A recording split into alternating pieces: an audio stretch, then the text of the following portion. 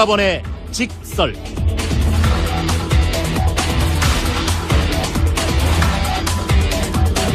네, 짧고 굵고 명쾌한 이 정치 분석 시간입니다. 직설 시간인데요. 정두원 전 의원 모셨습니다. 어서 오십시오. 네, 안녕하세요. 네, 또 한 분을 소개해드려야 되는데 서가번 전 의원을 소개해드려야 되는데 도로 사정 때문에 헬레벌떡 계단으로 올라오고 계시다고 합니다. 약 1, 2분 뒤에 인사 나누도록 하고. 네. 정두원 전 의원께 먼저 여쭤봐야 될 것 같은데요. 네. 조금 전에 청와대에서 발표를 했습니다. 고위공직자 임용 배제 5대 원칙 기억하시죠? 네. 여기에다가 2개를 추가했습니다. 예. 음주운전, 성 관련 범죄 이력. 예. 이 2가지를 추가해서 앞으로 확실하게 적용하겠다고 발표를 했는데 어떻게 평가하십니까? 좀 어처구니가 없네요. 왜요? 이제 인사가 다 끝나니까 발표를 했어요. 그러니까 이제 뒷북이라고 그럴 수도 있고 사후 약방문이라고 할 수도 있는데 네. 좀 너무 좀 국민을 무시하는 게 아닌가 그런 생각이 근데 드네요. 이제 이 조각 단계에서 인사청문회 초기 국면에서 이게 문제가 되니까 그때 그 임종석 청와대 비서실장이 나와서 어떤 발표를 했냐면 이번 조각은 힘들겠지만 그러니까 그 대선 공약인 5대 배제 원칙을 좀 더 정교화해가지고 나중에 발표를 하겠노라 이렇게 이야기를 했거든요. 그러면 그때의 어떤 약속을 지킨 거지 이렇게도 해석할 수 있지 않을까요? 글쎄, 근데 또 어떻게 하필이면 내가 인사가 다 끝나니까 발표하냔 말이에요. 그러니까 어제 홍종학 후보 그동안에 내가 이제 임명됐던 사람 중에서 이 걸린 게 많거든요. 네. 그건 어떡하죠? 그러니까 이제 지나간 건 다 이제 불문하자 이제 그 얘기 아니에요. 앞으로가 되는 거죠. 앞으로. 예. 그런데 또 내가 다 인사 다 끝나니까 딱 그렇게 발표하는 건 너무 좀 유치한 것 같아요. 근데 자 그러면 논점을 하나로만 좁히겠습니다. 앞으로. 네. 이게 이제 진짜로 칼같이 지켜진다면 이것도 하나의 이제 전환점이 될 수 있는 것 아니겠어요? 근데 못 지킬걸요? 왜요? 왜냐면요. 예. 그거 지키다 보면 인사 못 해요. 그 정도란 말이에요, 정말. 에이, 진짜. 에이, 그래도 찾으면 제갈공명도 산속에 있었잖아요. 찾다 보면 있지. 적재적소 인사는 힘들죠. 그 능력도 중요한 건데. 네. 뭐 그냥 아무 흠이 없는 사람 고르다 보면 능력에 있어서는 문제가 많이 생기겠죠. 그래요? 네. 그러니까 뭐 매사가 이렇게 네. 칼로 무 자르듯이 이렇게 딱 그렇게 일을 해서는 부작용이 생기죠. 근데 정말로 그러니까 이제 5대 원칙이 아니라 이제 7대 원칙이 됐는데 7대 원칙에 하나라도 안 걸리는 사람이 없다라고 하는 건 너무한 거 아니에요? 우리나라 현실을 그래서 본인은 어떠세요? 저요? 그걸 안 걸려요? 저야 뭐. 일단 저는 청문회 설 이유가 전혀 없기 때문에. 근데 자기도 잘 몰라요. 그러니까 이제 그 걸린지 안 걸린지를. 네. 나도 옛날에 무슨 이사할 때 나온 계약서를 작성했는지. 뭐 어떻게 했는지 잘 모른단 말이에요. 네. 지나간 시절을 어떻게 살았는지 잘 기억도 잘 안 나요. 예. 그러니까 이제 그게 과거 불문, 이제 앞으로 이제 걸리는 사람은 이제 안 된다 이렇게 해야지. 그 과거를 다 하면은 인사하기 힘들 거예요. 그러니까 지금 2195님이 문자 주셨는데 청와대의 고위공직자 임용 기준에 대한 발표에 공감을 합니다만 그에 걸맞는 고위공직자 후보자들이 과연 얼마나 될런지 벌써부터 답답함이 밀려오면서 걱정이 앞서네요. 이렇게 이제 문자를 보내주셨는데요. 제 심정하고 똑같네요. 그렇죠. 네. 찾아낼 거라고 믿어야죠. 그러면 우리나라의 어떤 깨끗함의 지수가 조금 더 올라가는 것 아니겠습니까? 그러니까 이제 앞으로 이제 동지에 나갈 사람들이 이제 그런 걸 의식하면서 이제 하면 되지만 과거에 있는 사람들을 다 적용하려면 진짜 힘들 거예요. 그래요. 네. 알겠습니다. 뭐 이건 이 정도로 가름을 하도록 하고요. 지금 서가번 전 의원이 저기 헐레벌떡 지금 뛰어들어오고. 네, 잘 됐네. 빨리 오셨네. 그냥 무시하고 우리끼리 둘만 얘기하고. 어제 저희가 왜냐면 서가번 전 의원하고 그러니까 전화 인터뷰를 가졌는데 홍준표 대표의 이른바 특수활동비 발언이 있지 않습니까? 충평부터 부탁드립니다. 오발탄입니까? 오발탄뿐만이 아니라 뭐 마구 꼬였어요. 그래서 본인은 지금 수습이 잘 안 되는 상황으로 보이는데. 수습이 안 될 지경까지 갔다? 일단 제 기억에 선명한 게 성완종 그 당시 사건 났을 때 본인이 뭐라고 얘기했냐면 내가 뭐 원내대표 때 특활비를 받아서 집에다 갖다 줬다. 그랬죠. 그 얘기를 왜 했냐면 괜히 불리한 얘기잖아요. 그 얘기를 왜 했냐면 이제 어디 나갈 때 전당대 나갈 때 이제 등록금이 필요하잖아요. 기탁금. 이제 그걸 어디서 만들었냐 했더니 그렇게 해서 이제 만들었다. 맞아요. 그렇게 얘기했죠. 그러니까 자기한테 불리한 대답을 할 이유는 뭐냐면 일단 알리바이를 그렇게 맞추려고 이제 그렇게 했단 말이에요. 네. 그러니까 이제 그게 지금 와서 이제 문제가 돼버린 거죠. 자승자박이 돼버린 거죠. 그럼 특활비를 결국 횡령한 게 돼버렸잖아요. 네. 그래서 그때도 저도 야 저렇게 무리하게 솔직히 얘기해도 되나? 이제 그때는 성완종 수사를 빠져나가기 위해서 그렇죠. 알리바이를 만들기 위해서 그렇게 이제 무리하게 얘기를 한 거죠. 예. 그러다가 지금 와서는 이제 뭐 죽도 밥도 안 되게 막 뒤죽박죽 돼버린 거죠. 이 관련해서 어제 그 사과반 전 의원과 전화 인터뷰를 했는데 지금 이제 스튜디오에 들어오셨습니다. 어떻게 숨 좀 고르셨어요? 죄송합니다. 이게 잘못 들었습니다. 생방의 묘미죠, 뭐.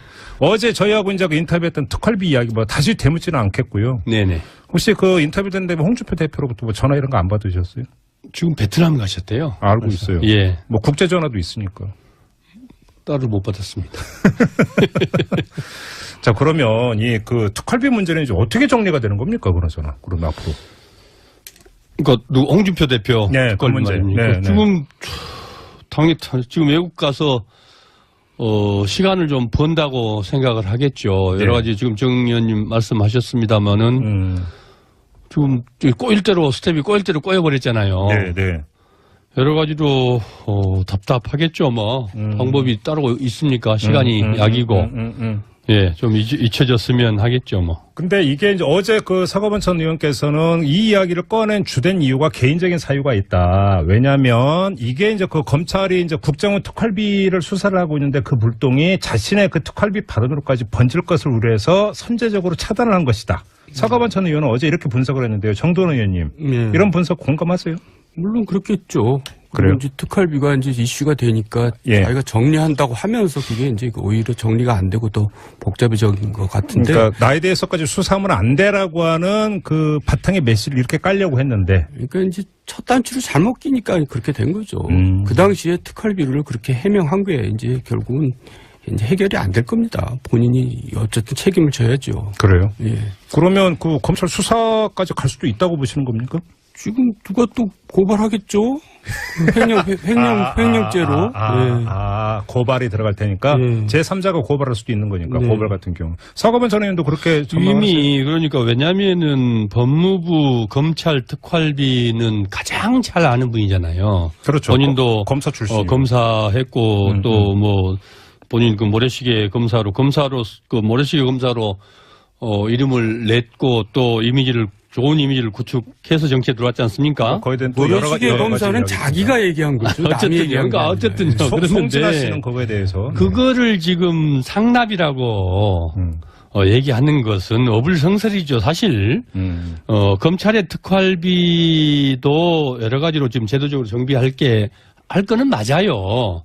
그러나 그게 국정원의 박근혜 대통령에 대한 청와대에 대한 상납과 검찰 법무부의 이 특활비를 일체화시켜서 그렇게 공격하는 것은 다른 이유가 하나도 없죠. 홍 대표 그러고 난 다음에 지금 새누리당도 뭐 그렇게 밀고 가고 있는데. 근데 단순하게 자 그러면 홍준표 특활비에 대한 검찰 수사가 시작이 된다고 가정을 하죠. 그럼 거기서 끝나겠습니까? 국회 특활비 전체로 갈 수도 있지 않습니까? 다르지 않습니까? 이게 왜냐하면은 사적으로 문제는 특활비 제도적 개선을 해야 되는 건 맞지만은 이 지금의 특활비 사용 문제는 어제 오늘이 아닌데 특활비가 지금의 문제는 이게 그 공적으로 최소한 공적으로 사용하지 않고 사적으로 지금 그 유용했다는 거 아니겠습니까? 유용하고 또 뭐 이 뇌물로 유용하고 뭐 그랬다는 추정 아니겠습니까? 그런 문제지. 그 각각의 해당 기관에서 특활비를 사용한 것을 다 위법한 행위로 그렇게 보는 것은 무리가 있죠. 정도원 의원님은 어떻게 보세요? 근데 국민들은 굉장히 혼란스러울 것 같아요. 그러니까 이제 자유한국당에서 그렇게 주장하니까 그것도 그렇네. 뭐 이제 어쨌든 특활비가 영수증이 필요 없는 돈인데 그래도 공적인 목적으로 써야 되는 건 분명한 사실이잖아요. 근데 그게 이제 경계가 분명하단 말이에요. 그러니까 이제 박근혜 대통령 전 대통령도 이제 그걸 조사를 할 텐데 법무부 같은 경우도 그거를 공적으로 썼는지 사적으로 썼는지 그것도 조사해봐야 하는 거지. 그걸 어떻게 알겠어요? 그럼 수사가 불가피하다. 그리고 이제 국회도 다 마찬가지. 그래서 이번 기회에 특활비에 대해서는 정말 이제 이슈가 된 마당에 네. 정리를 하고 넘어갈 필요가 있어요. 근데 이제 그걸 꼭 누굴 표적을 삼아서 누구를 어떻게 하려고 구렁텅이에 빠뜨리려고 그렇게 이제 할 필요는 없고 네. 이제 기준을 마련하고 엄격하게 좀 너무나 부풀린 것은 많이 축소시키고 이제 그런 계기를 만들어야 되겠죠. 두 분도 어찌 보면 이제 국회 그 경험을 오래 하셨으니까. 예. 국회 특활비를 아예 원천적으로 없애는 거에 대해서 어떻게 생각하세요? 글쎄, 이제 정보기관 특활비는 정말 이제 그 필요한 부분이 있을 겁니다. 네. 근데 이제 국회 특활비는 업무 추진비가 이제 있고 특활비가 따로 있고. 아니, 그러니까 업무비 주는 거 누가 뭐라고 안 하겠는데. 업무 추진비 받아야죠. 그러니까 그래서 뭐 상임위원장에다 간사들이 일을 더 하니까. 그거에 대해서 뭐라는 고민 없을 거라고 생각하는데 그럼 걸로 가고 특수활동비 없어도 되잖아요. 그거를 오히려 그러니까 지금 말씀 주신 대로 좀 분명하게 정리를 해서 네. 역할에 맞게 그럼 수당이면 수당 그렇게 공식화해서 주는 게 맞지. 그게 이제 과거에 권위주의 시대 때 아마 그래서 그랬는지 어떤지 잘 모르겠습니다만은 그런 것들이 관행처럼 내려왔는데 사실 그 상임위도 상임위원장에 따라서 야당 간사 여야 간사들한테 100만 원씩 그 특활비로 100만 원씩 준 사람들도 있고 저 같은 경우는 제가 재선하는 동안에 간사를 한 10개 했어요. 근데 실제로 지금 자유한국당이죠. 옛날 새누리당. 그 위원장을 많이 모시고 했는데. 진짜로 새누리당 위원장들한테는 100만 원씩은 못 받아봤어요. 아니, 그러니까 우리 당 위원장들은 대부분 주더라고요. 그러니까 이것도 안 맞잖아요. 업무 경과를 그냥 명확하게. 그럼요. 특활비 없애고 명확하게 그런 것들을 제도를 만들어서 그 역할 하신 분들한테 그 업무 추진비로 주면 되죠. 정동현 의원님 어떻게 생각하세요? 저 같은 경우도 상임위원장 하면서 이제 특활비가 나왔을 텐데 사실 저는 그걸 현찰로 이렇게 받아본 적은 없고 이제 통장으로 위원회 선무가 이제 돈을 쓰는데 거기서 섞어서 썼겠죠. 그러니까 위원회별로 선무가 있습니까? 그러니까 제가 이제 600만 원 정도 나온 것 같은데 600만 원을 받아서 제가 그걸 쓴 게 아니라 그냥 뭐 자기네들이 이제 알아서 이제 비용 처리를 하면서 썼겠죠. 그러니까 구분이 애매해요. 그러니까 이번 기회에 정리할 필요는 있어요. 알겠습니다. 이 특활비 관련해서 하나만 더 짧게 여쭙고 다른 주제로 넘어가겠는데 이제 그 자유한국당 같은 경우는 국정원 특활비하고 검찰 특활비가 뭐가 다르냐 이렇게 주장을 하던데 다르다라는 그 반박도 있고요. 근데 여기에 대해서 지금 재론하자는 이야기가 아니고 지금까지 그 검찰의 수사 진행 상황을 보면은 국정원에 상납된 돈이 개인적으로 쓰였을 가능성 이걸 전제로 한다면 오히려 홍준표 특활비가 성격이 비슷한 거 아닙니까?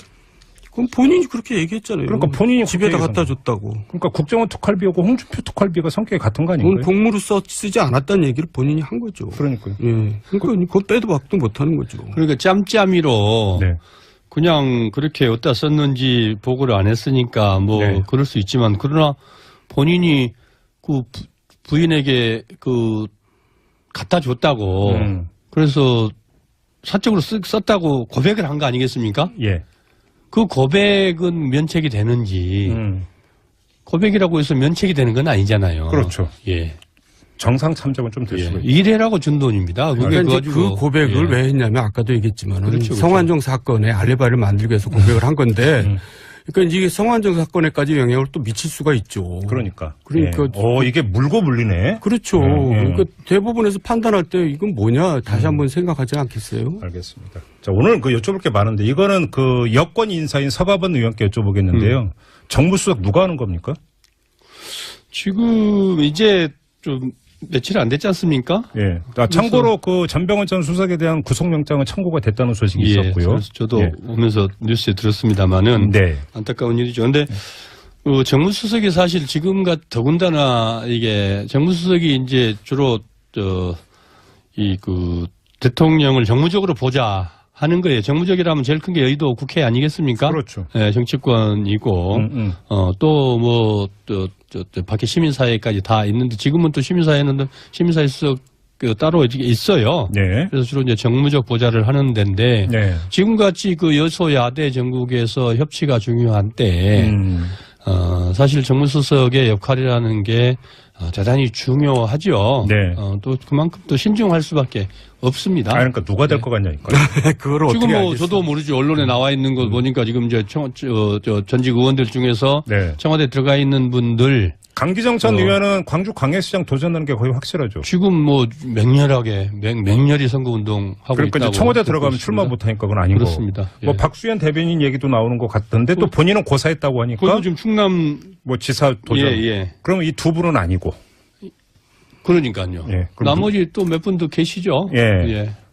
정두환 전 의원님 어떻게 전망하세요? 그거에 익명 뭐 한번 알지 뭐 좀만 기다리면 되잖아요. 근데 우리가 알지도 못하는 걸 뭐 어떤 사람이 정무수석을 해야 된다고 그렇죠. 그런 얘기가 필요하죠. 어떤 사람이라고 생각해요? 정무수석이 이제 뭐 국회 여당 뭐 야당 이제 상대하지만 그것보다도 중요한 게 전략적 판단을 해야 되거든요. 그러니까 꼭 모든 정부 업무에 대해서 네. 그런 전략가적인 입장에서 대통령한테 조언을 하려면 굉장히 대통령과 격이 없는 사이가 되고 네. 또 여야를 접촉할 때도 무게감이 있어야지 그게 접촉이 되죠. 그냥 연락병 역할만 해갖고 접촉이 일이 되겠어요. 특히 좀 야당하고 얘기가 좀 통하는 사람이어야 되는 거죠. 특히. 그러니까 야당하고 얘기가 되려면 대통령이 무게를 엄청 실어줘가지고 대통령과 격이 없이 이 사람 얘기하는 게 대통령 얘기하는 거랑 마찬가지라는 느낌을 주도록 말 그대로 대통령 해야지 대리인 느낌을 그게 줘야 여야 협상하는 데나 여러 가지 대화도 도움이 되지.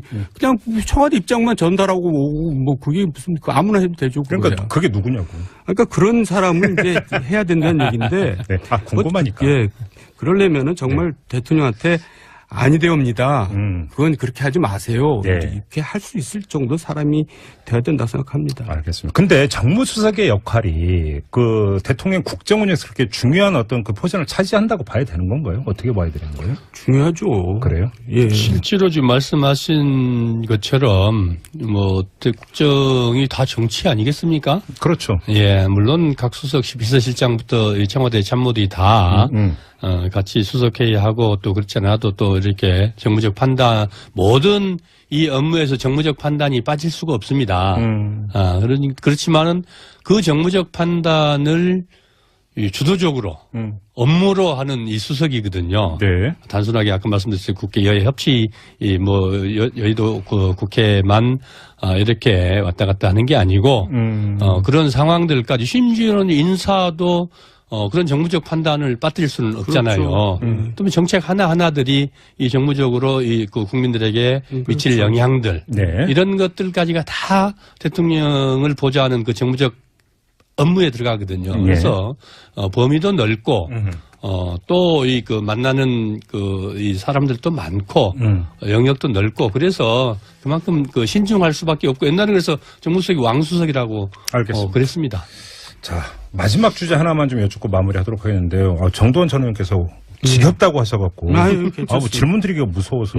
근데 이것도 안 짚을 수가 없어갖고 국민의당 내용 있지 않습니까? 네. 다른 거 다 빼고 어제 끝장 토론 끝났을 때 저희가 이상돈 의원하고 인터뷰를 했는데 이상돈 의원이 이제 그 말씀하신 하나만 좀 제가 여기서 질문을 대신하겠는데요. 자, 국민의당에서 이제 호남권 의원들은 더불어민주당으로 돌아가고 남은 사람들하고 바른정당 의원들이 통합을 해서 제3정당으로 갈 것이다. 라는 전망에 대해서 어떻게 생각하시냐 그랬더니 아니라는데요. 이상돈 의원은 아니라고 하고 호남권, 그러니까 물론 직접적으로 그렇게까지 이야기는 표현을 하지 않았습니다만 왜 이 당을 버리고 가겠느냐. 남아서 아마 계속 갈 것이다. 이렇게 이야기를 하던데 정돈 의원님 어떻게 생각하세요? 저는 일관되게 결국 갈라질 것 같아요. 그래요? 왜냐하면 지금 그런 내용이 왜 벌어지냐면 다음 총선에서 살아남기 위해서 벌어지고 있거든요. 예. 근데 지금 국민의당에서 있어가지고 호남에서 당선이 되겠어요. 그러니까 이제 민주당 쪽으로 가고 싶은 게 지금 굴뚝 같죠. 결국 그 수순을 밟고 있는 거예요. 그 시나리오대로 갈 것이다. 네.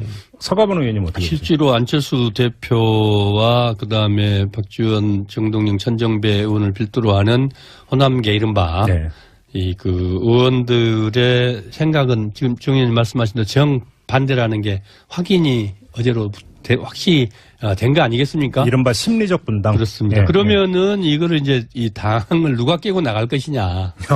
이 문제가 있는데 안철수 제가 보기에 오늘 뭐 언론에서 대부분의 언론들이 이렇게 그 분류를 해놨더라고요. 뭐 통합파, 뭐 반환파, 뭐 이렇게 해놨는데 보니까 실제로 안철수 의원 쪽이 제일 대표 쪽이 작아요, 실제로는.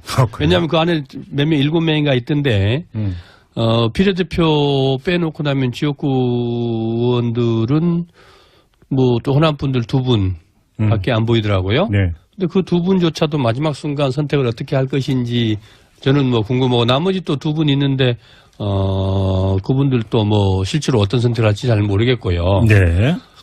그렇기 때문에 결국은 안철수 대표 생각대로 그렇게 갈 수 있을까?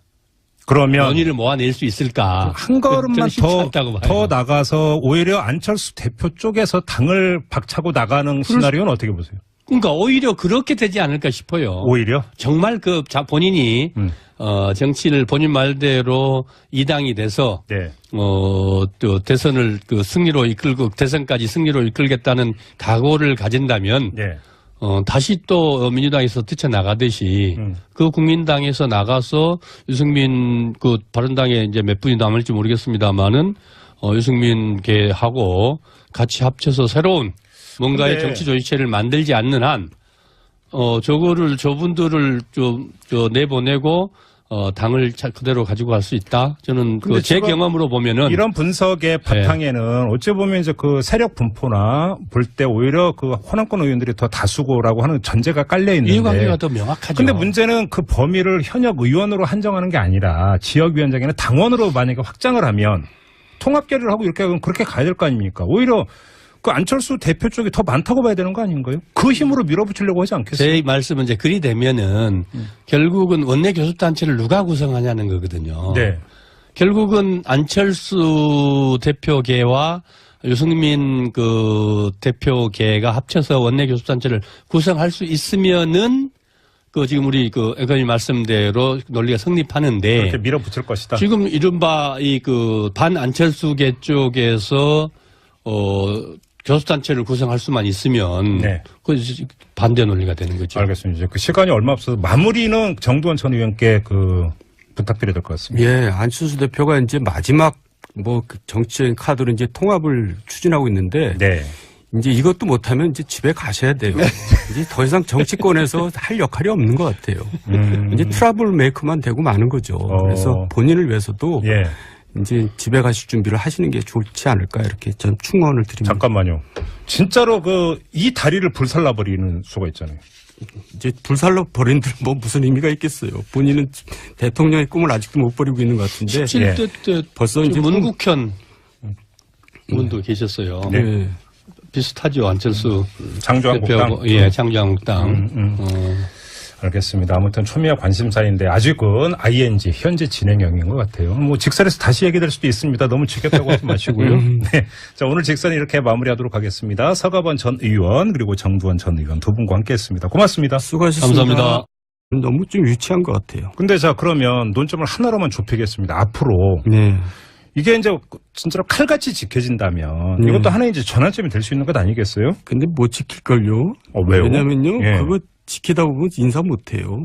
그 정도란 말이에요, 정말. 에이, 진짜. 에이, 그래도 찾으면 제갈공명도 산속에 있었잖아요. 찾다 보면 있지. 적재적소 인사는 힘들죠. 그 능력도 중요한 건데. 네. 뭐 그냥 아무 흠이 없는 사람 고르다 보면 능력에 있어서는 문제가 많이 생기겠죠. 그래요? 네. 그러니까 매사가 이렇게 네. 칼로 무 자르듯이 이렇게 딱 그렇게 일을 해서는 부작용이 생기죠. 근데 정말로 그러니까 이제 5대 원칙이 아니라 이제 7대 원칙이 됐는데 7대 원칙에 하나라도 안 걸리는 사람이 없다라고 하는 건 너무한 거 아니에요? 우리나라 현실을 그래서 본인은 어떠세요? 저요? 그걸 안 걸려요? 저야 뭐. 일단 저는 청문회 설 이유가 전혀 없기 때문에. 근데 자기도 잘 몰라요. 그러니까 이제 걸린지 안 걸린지를. 네. 나도 옛날에 무슨 이사할 때 나원계약서를 작성했는지. 뭐 어떻게 했는지 잘 모른단 말이에요. 네. 지나간 시절을 어떻게 살았는지 기억도 잘 안 나요. 예. 그러니까 이제 그게 과거 불문, 이제 앞으로 이제 걸리는 사람은 이제 안 된다 이렇게 해야지. 그 과거를 다 하면 인사하기 힘들 거예요. 그러니까 지금 2195님이 문자 주셨는데 청와대의 고위공직자 임용 기준에 대한 발표에 공감을 합니다만 그에 걸맞는 고위공직자 후보자들이 과연 얼마나 될런지 벌써부터 답답함이 밀려오면서 걱정이 앞서네요. 이렇게 이제 문자를 보내주셨는데요. 빠져나가기 위해서, 그렇죠. 알리바이를 만들기 위해서 그렇게 이제 무리하게 얘기를 한 거죠. 예. 그러다가 지금 와서는 이제 뭐 죽도 밥도 안 되게 막 뒤죽박죽 돼버린 거죠. 이 관련해서 어제 그 서가번 전 의원과 전화 인터뷰를 했는데 지금 이제 스튜디오에 들어오셨습니다. 어떻게 숨 좀 고르셨어요? 죄송합니다. 이게 잘못 들었습니다. 생방의 묘미죠, 뭐. 어제 저희하고 이제 그 인터뷰했던 특활비 이야기 뭐 다시 되묻지는 않겠고요. 네네. 혹시 그 인터뷰된 다음에 홍준표 대표로부터 뭐 전화 이런 거 안 받으셨어요? 지금 베트남 가셨대요. 알고 있어요. 예. 뭐 국제 전화도 있으니까. 따로 못 받았습니다. 자, 그러면 이 그 특활비 문제는 이제 어떻게 정리가 되는 겁니까, 그러잖아. 그럼 앞으로. 그러니까 홍준표 대표 네, 그 문제. 네, 지금 지금 외국 가서 시간을 좀 번다고 생각을 하겠죠. 여러 가지 지금 정 의원님 말씀하셨습니다만은 지금 꼬일대로 스텝이 꼬일대로 꼬여버렸잖아요. 네, 네. 여러 가지로 답답하겠죠. 뭐 방법이 따로 있습니까? 시간이 약이고 예, 좀 잊혀졌으면 하겠죠. 뭐. 근데 이게 이제 어제 그 서가번 전 의원께서는 이 이야기를 꺼낸 주된 이유가 개인적인 사유가 있다. 왜냐하면 이게 이제 그 검찰이 이제 국정원 특활비를 수사를 하고 있는데 그 물동이 자신의 그 특활비 발언으로까지 번질 것을 우려해서 선제적으로 차단을 한 것이다. 서가번 전 의원은 어제 이렇게 분석을 했는데요. 정도원 의원님, 이런 분석 공감하세요? 물론 그렇겠죠. 그래요? 이제 특활비가 이제 이슈가 되니까 자기가 정리한다고 하면서 그게 이제 오히려 정리가 안 되고 더 복잡해진 것 같은데. 그러니까 나에 대해서까지 수사하면 안 되라고 하는 그 바탕의 메시지를 이렇게 깔려고 했는데. 그러니까 이제 첫 단추를 잘못 끼니까 그렇게 된 거죠. 그 당시에 특활비를 그렇게 해명한 게 이제 결국은 이제 해결이 안 될 겁니다. 본인이 어쨌든 책임을 져야죠. 그래요? 예. 그러면 그 검찰 수사까지 갈 수도 있다고 보시는 겁니까? 지금 누가 또 고발하겠죠? 횡령죄로. 고발이 들어갈 테니까 제3자가 고발할 수도 있는 거니까 고발 같은 경우. 서가번 전 의원도 그렇게 이미 그러니까 왜냐하면은 법무부 검찰 특활비는 가장 잘 아는 분이잖아요. 그렇죠. 본인도 검사 출신. 검사했고 또 뭐 본인 그 모래시계 검사로 그 모래시계 검사로 이름을 냈고 또 좋은 이미지를 구축해서 정치에 들어왔지 않습니까? 거의 된 모래시계 검사는 자기가 얘기한 거죠. 어쨌든요. 송진아 씨는 그거에 대해서 그거를 지금 상납이라고 얘기하는 것은 어불성설이죠. 사실 검찰의 특활비도 여러 가지로 지금 제도적으로 정비할 거는 맞아요. 그러나 그게 국정원의 박근혜 대통령에 대한 청와대에 대한 상납과 검찰 법무부의 이 특활비를 일체화시켜서 그렇게 공격하는 것은 다른 이유가 하나도 없죠. 홍 대표 그러고 난 다음에 지금 새누리당도 뭐 그렇게 밀고 가고 있는데. 근데 단순하게 자 그러면 홍준표 특활비에 대한 검찰 수사가 시작이 된다고 가정을 하죠. 그럼 거기서 끝나겠습니까? 국회 특활비 전체로 갈 수도 있지 않습니까? 다르지 않습니까? 이게 왜냐하면은 사적으로 문제는 특활비 제도적 개선을 해야 되는 건 맞지만은 이 지금의 특활비 사용 문제는 어제 오늘이 아닌데 특활비가 지금의 문제는 이게 그 공적으로 최소한 공적으로 사용하지 않고 사적으로 지금 심정하고 똑같네요. 그렇죠. 네. 찾아낼 거라고 믿어야죠. 그러면 우리나라의 어떤 그 깨끗함의 지수가 조금 더 올라가는 것 아니겠습니까? 그러니까 이제 앞으로 이제 동지에 나갈 사람들이 이제 그런 걸 의식하면서 이제 하면 되지만 과거에 있는 사람들을 다 적용하려면 진짜 힘들 거예요. 아, 그래요? 네. 알겠습니다. 뭐 이건 이 정도로 가름을 하도록 하고요. 지금 서가번 전 의원이 저기 헐레벌떡 지금 뛰어들어오고. 네, 잘 됐네. 빨리 오셨네. 그냥 무시하고 우리끼리 둘만 얘기하고. 어제 저희가 왜냐면 서가번 전 의원하고 그러니까 전화 인터뷰를 가졌는데 홍준표 대표의 이른바 특수활동비 발언이 있지 않습니까? 충평부터 부탁드립니다. 오발탄입니까? 오발탄뿐만이 아니라 뭐 마구 꼬였어요. 그래서 본인은 지금 수습이 잘 안 되는 상황으로 보이는데. 수습이 안 될 지경까지 갔다? 일단 제 기억에 선명한 게 성완종 그 당시 사건 났을 때 본인이 뭐라고 얘기했냐면 내가 원내대표 때 특활비를 받아서 집에다 갖다 줬다. 그랬죠. 그 얘기를 왜 했냐면 굉장히 불리한 얘기잖아요. 네. 그 얘기를 왜 했냐면 이제 어디 나갈 때 전당대 나갈 때 이제 등록금이 필요하잖아요. 기탁금. 이제 그걸 어디서 만들었냐 했더니 이제 그렇게 해서 이제 만들었다. 맞아요. 그렇게 얘기했죠. 그러니까 자기한테 불리한 대답을 할 이유는 뭐냐면 일단 알리바이를 이렇게 맞추려고 이제 그렇게 했단 말이에요. 네. 그러니까 이제 그게 지금 와서 이제 문제가 돼버린 거죠. 자승자박이 돼버린 거죠. 그럼 특활비를 결국 횡령한 게 돼버렸잖아요. 네. 그래서 그때도 저도 야 저렇게 무리하게 솔직히 얘기해도 되나? 이제 그때는 성완종 수사를 번의 직설.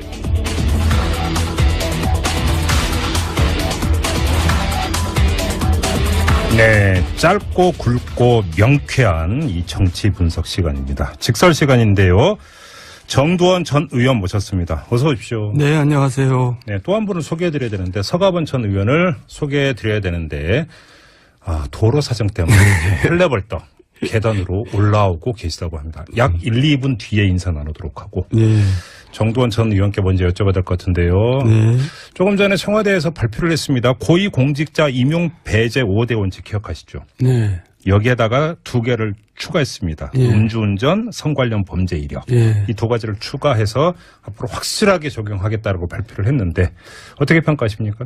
좀 어처구니가 없네요. 왜요? 이제 인사가 다 끝나니까 발표를 했어요. 그러니까 이제 뒷북이라고 그럴 수도 있고 사후 약방문이라고 그럴 수도 있는데 네.